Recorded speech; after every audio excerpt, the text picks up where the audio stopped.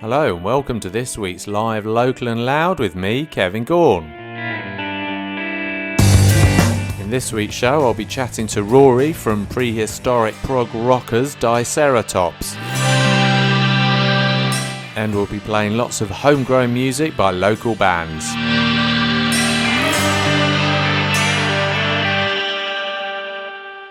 I hope you're all well and having a great week. Let's kick today's show off with a little bit of Johnny and Adam, aka Demons of Ruby May and Beneath the Surface.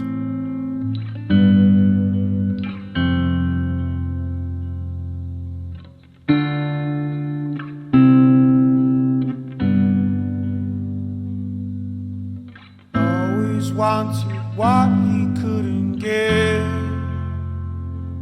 Was a man who hated his own fortune,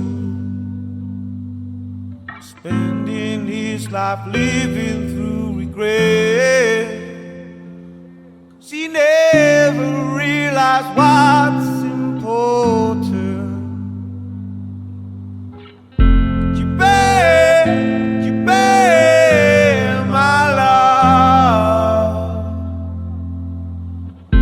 You bear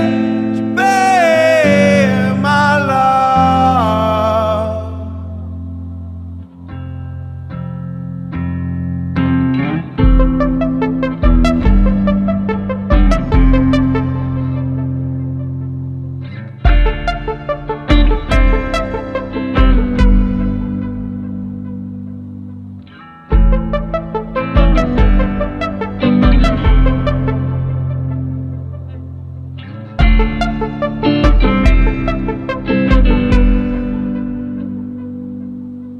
Just the same in everything you do. And did you really think that they take notice? They just have to take one look at you, and they soon scratch beneath the surface. Could you bear my love? Could you bear my love? Could you bear my love? Could you bear my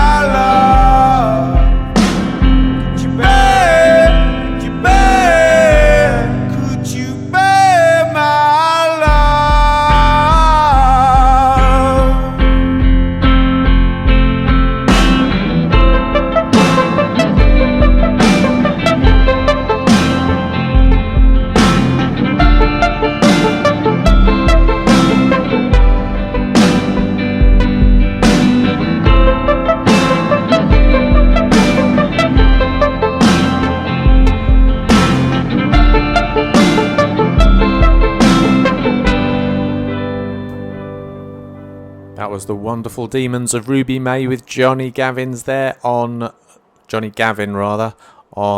lead vocals. Don't forget you can catch them playing at the Y Theatre in sunny Leicester in October, on the 30th of October 2021. They'll be headlining and they'll have Charlie and the Martyrs, who we also had on the show a couple of weeks ago, and The Phased as well, who we also had on this show a few weeks ago. As always, if you'd like to listen to any of our previous interviews, check out musicinleicester.co.uk, and the Live Local and Loud podcasts will be there on the right hand side. Okay, so without any further ado, let's have a little bit of Arcades and Sticks and Stones. And I'm just here listening to the silence in my mind.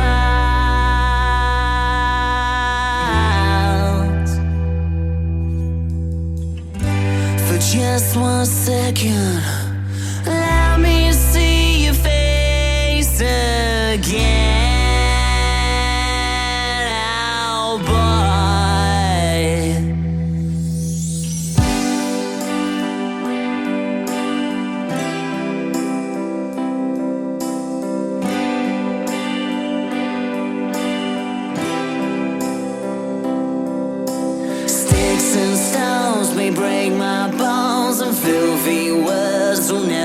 chance. On this earth, the days get tough, and God's still sleeping like a diamond in a rough.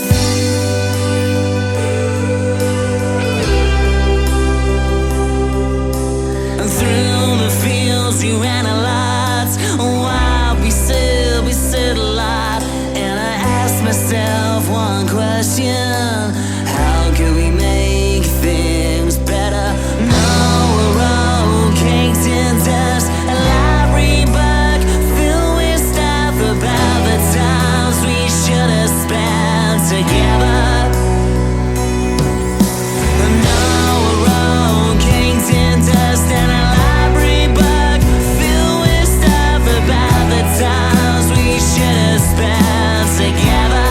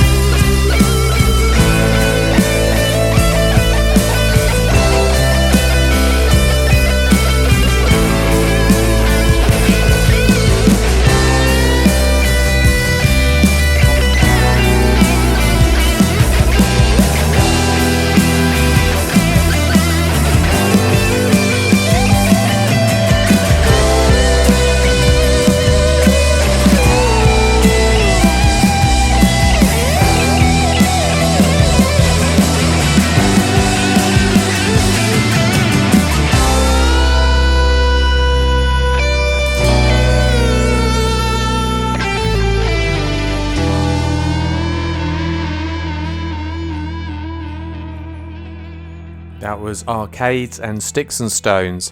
Unfortunately, they've just split up, but the lead singer, Tommy, and another member of the band have formed their own band called Tommy. If you want to check them out on Facebook, give them a like. The Facebook page is called Tommy Cobley. That's Tommy Cobley, Cobley, and the number 1. So yeah, check those out. Interesting, exciting times ahead. Usually it's the case when one band sort of disintegrates, several other bands come out of the ashes, which is great stuff. That's in preparation for this week's interview. Let's start rocking things up a bit, and here's Finches of Attica, Behind Below, Far From Like Myself, in brackets.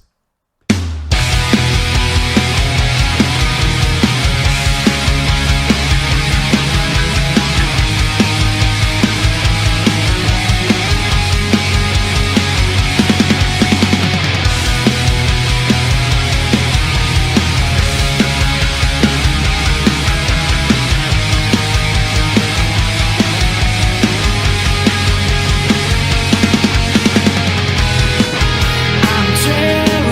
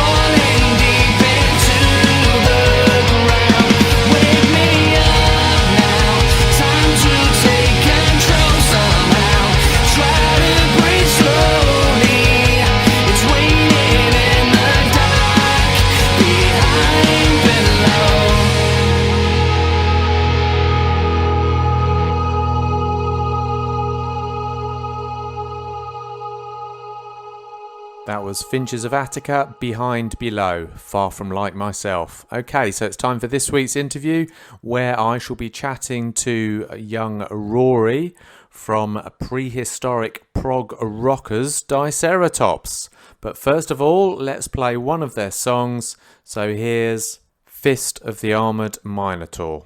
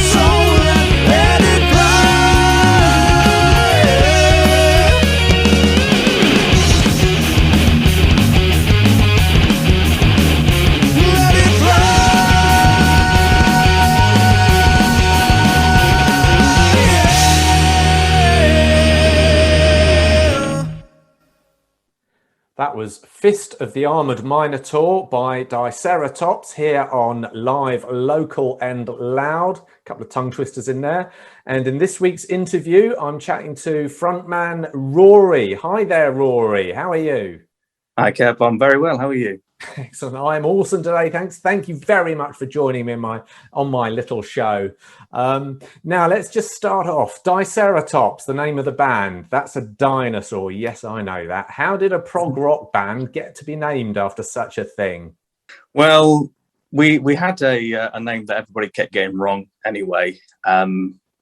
So I thought if we're going to actually have a pretentious name, we might as well have one that's goes the whole hog and be a bit more complicated. And yeah, Diceratops came up. I'm a big I'm very big fan of dinosaurs, shall I say. It's been something that's interested me since I was a little boy. So this is just my little childish fantasy unleashed on a band name. And the thing is, the others are happy to let me make up song titles and names and be ridiculous. So right.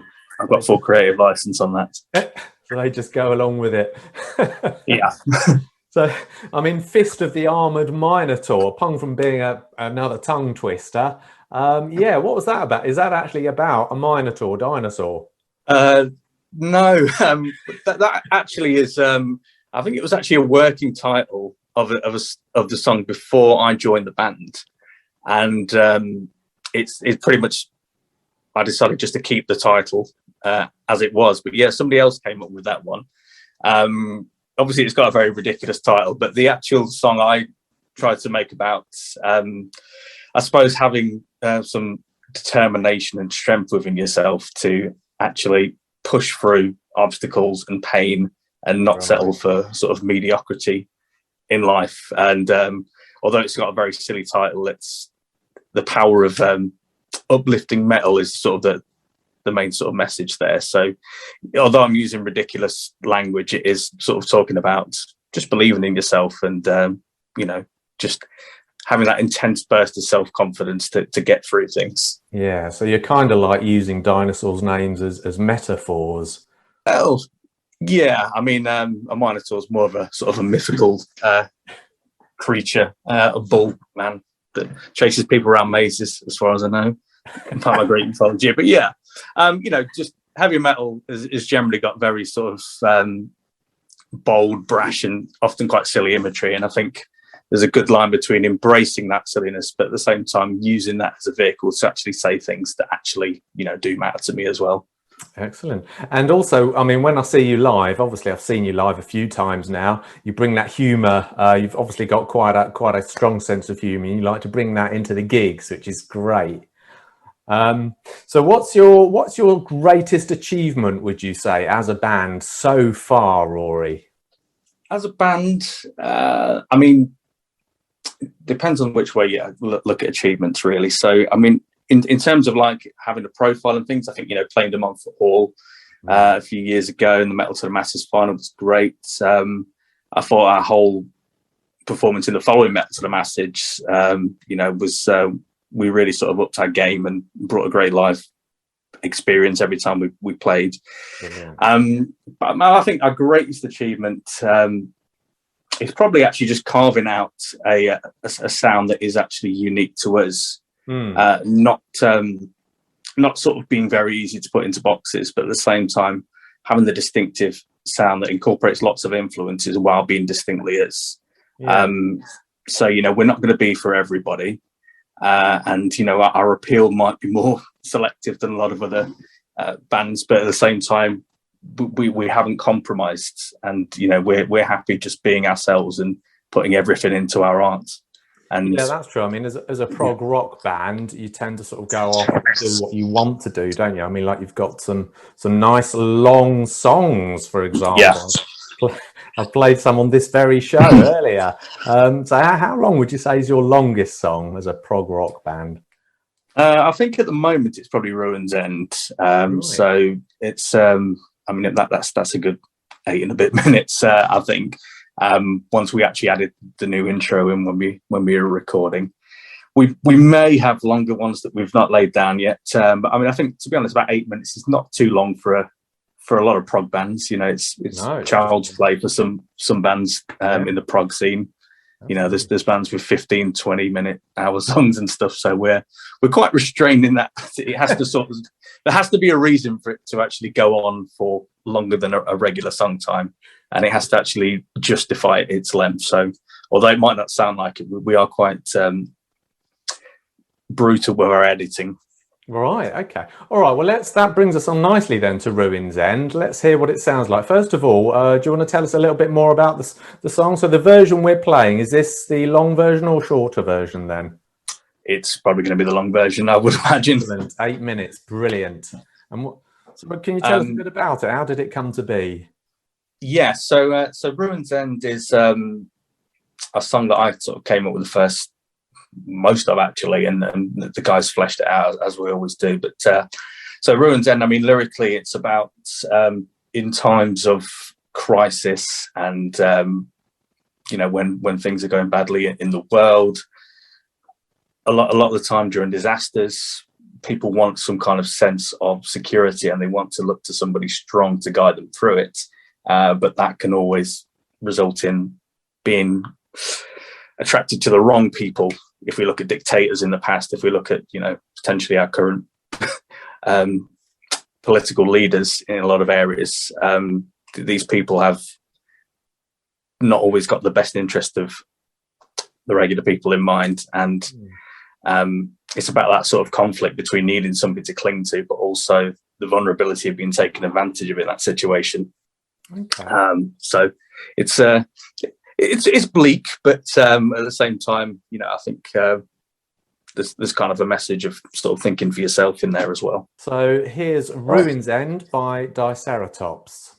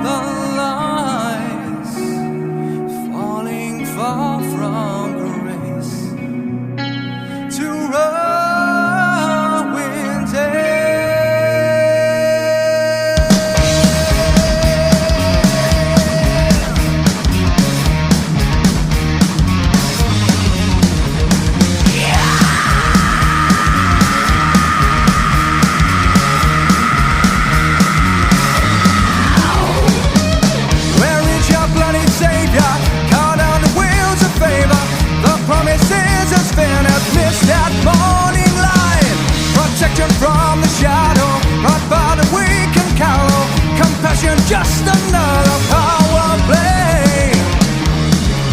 Rip out your eyes and lead the blind. Mask fallen from the demon. Avert your gaze from your own pain.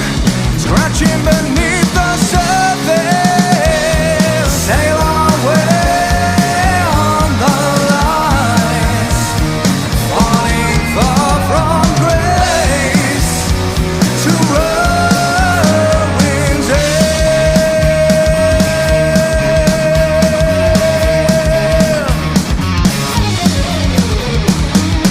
Under the waves of passion, your sinking hopes are thrashing. All that you know about the ocean floor. The hounds have pulled you under through all the rain and thunder. The very same you will to be your guide. Rip out your eyes and lead the blind. As fallen from the demon. Avert your gaze from your own pain. Scratching beneath the surface. Sail on.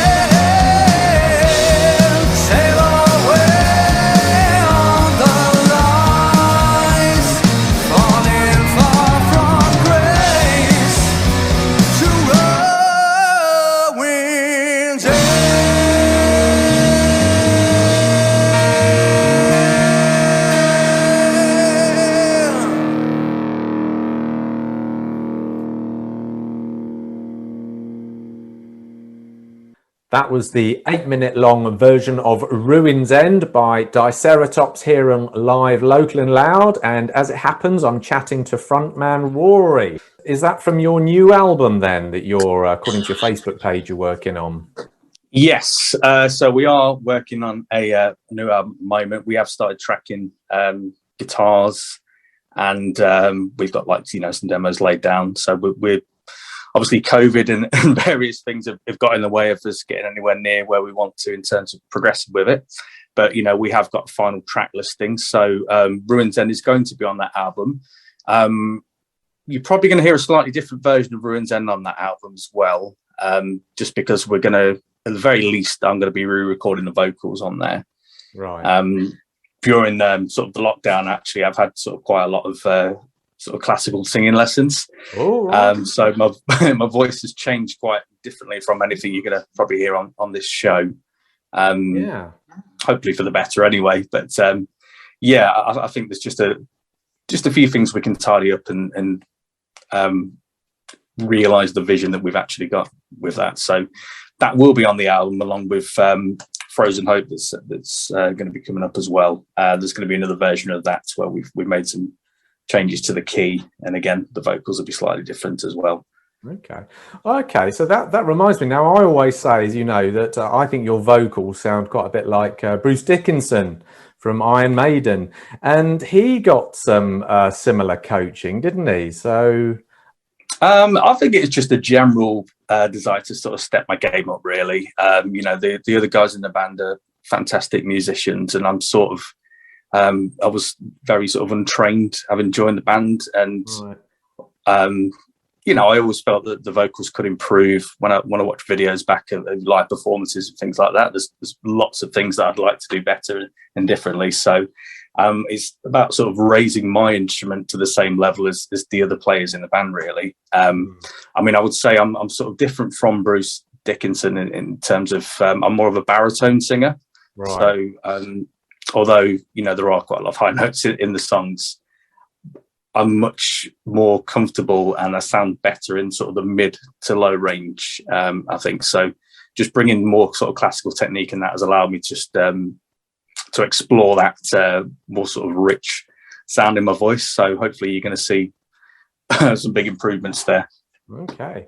Talking about big improvements, have you got many gigs or anything lined up?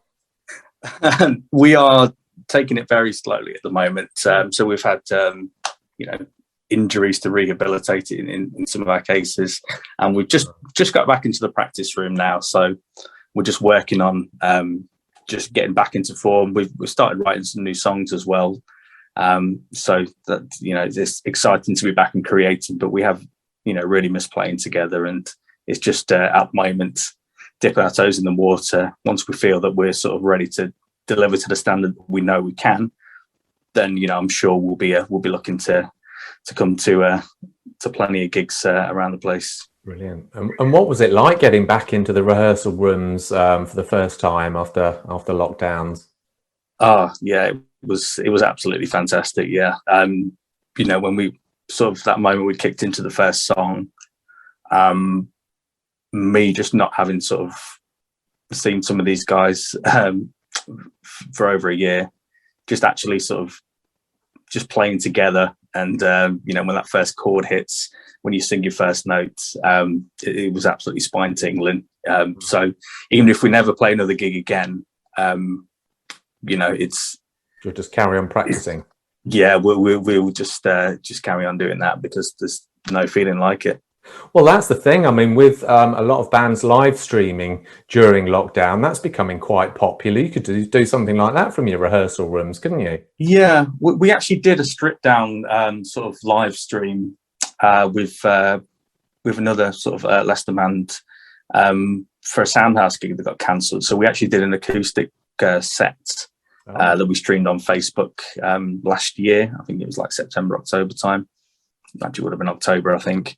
So we did sort of kind of dip our toes into the live stream thing, although we sort of pre-recorded our performance and put it out that way. But so that was interesting, just to interact with the camera and having to strip our songs down to the bare bones was quite a challenge as well. But we did enjoy that. But you can't beat the full band experience, and you can't beat having people in front of you making noise, whether they like you or you don't, in a sort of sweaty room. You can smell the beer in the air. There's nothing like it. Loud amps in the face is the best way to go. I couldn't agree more. So you won't be doing an acoustic EP or anything anytime soon?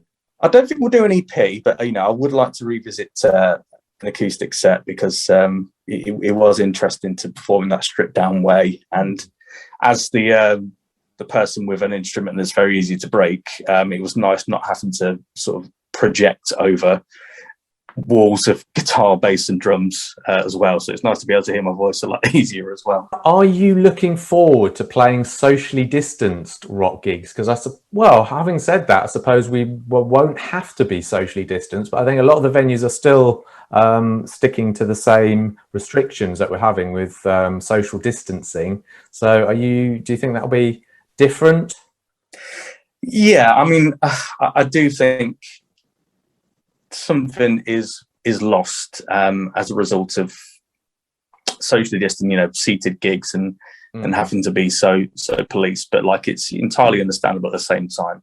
I mean, to be honest, I think people have had no access to live music for so long that I think even this compromise for a socially distanced gig, I think just the thrill of actually just watching musicians perform live is enough for now. Yeah. Obviously, eventually we will get to the stage where we can hopefully do these things without social distancing. I mean, I know I'm going to, Bloodstock Festival in about 3 weeks' time. So there's going to be no social distance in there. So these things can happen, but I totally understand as well why smaller venues need to implement these measures, because they want to keep their staff safe. There's not as much place to social distance, and also they want to make sure that they can actually start to make a bit of money and actually keep the venue open at the same time. So, I'm all for anything that puts money in grassroots venues' pockets and keeps people safe. Okay, brilliant. So you've not actually got any concrete gigs. Any gigs or festivals that you hope to play in soon? We'd love to play Bloodstock. So if there's another Metal to the Masses, we'd, we've got to the final twice. It'd be nice to clinch the big one. Uprising is on, isn't it, in a couple of months' time? Uprising. Be obviously, I'm sure we'll be attending that. But you're not the mystery headliner. Sadly, not. No, I don't think we are. I'm still Damn. I'm still trying to guess the mystery headliner from the clues that have gone out. So my brain's ticking over. But I think we'd like to have another shot at if the Western Park Festival goes ahead again. So we did have our last gig was actually auditioned for Western Park Festival. Right. So it'd be nice to play that and just get out to a non sort of rock and metal audience and just see how they react to what we've got as well. Well, good fun, I think like we say, it's going to be sort of take it step by step. I'd say obviously keep an eye on the social media accounts, because we will update once we've got something to do. But what we don't want to do is sort of saturate social media, and we've not really got anything to promote at the moment. So although we are quiet, we are working away in the background, and hopefully we'll be face to face with people soon. Brilliant. And you'll be will you be having an LP or EP release gig party at some point? I would imagine we'll have an album release party. Yes, I would have thought, absolutely. The songs that we've got here, we absolutely love. The things we're really proud of making, and to put that into the world, whether people dig it or not, to actually have all of our sort of creativity and all of our passion just distilled into something concrete that you can listen to forever. Will be fantastic and definitely worth celebrating. So it'll be a big party when we do. Excellent. I'll look forward to that. Okay, brilliant. And how can people keep in touch with you, Rory? You can hit us up. We're on Twitter at Diceratops band, I believe. Obviously, check us out on the Diceratops Facebook page. Is probably going to be the main sort of source of news. You can obviously, we're on all the streaming services as well. So look up Diceratops. We're on Apple Music, Spotify, etc. So we have the Ruins End single out, and we've got the Obelisk EP on there as well. So if you need to have something to tide you over until the album, then that stuff's there. Brilliant, excellent. Okay then, Rory. So before we go, we're going to play Frozen Hope. Can you tell us a little bit about how that came to be? Yeah, so Frozen Hope, from a sort of lyrical standpoint, is about just the feeling of just being overwhelmed and almost sort of buried by the trials of life, really. That point where everything becomes so much that you freeze and everything seems hopeless. And, it's the sort of that black dog of depression creeping around in the background that's been in the corner of your eye for this whole time, all of a sudden engulfs you.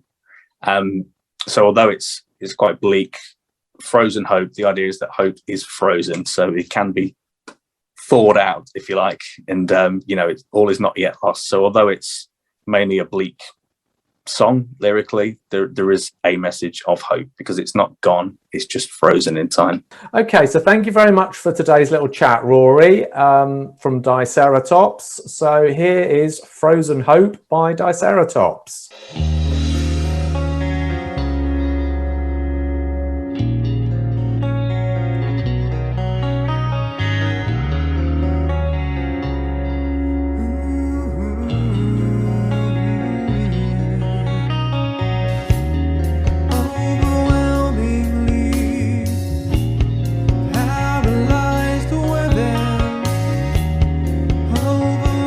Overwhelmingly, all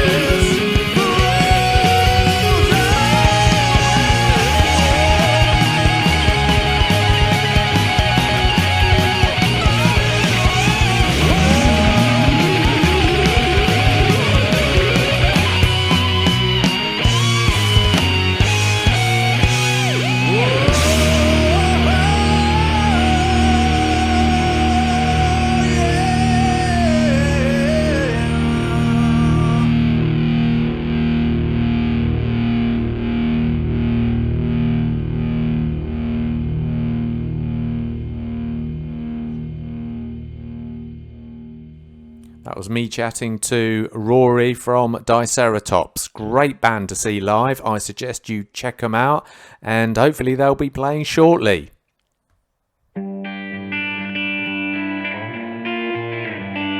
That brings us to the end of another live Local and Loud. I hope you enjoyed the show. Don't forget to check out any gigs coming up in the local music scene. Have a look at musicinleicester.co.uk.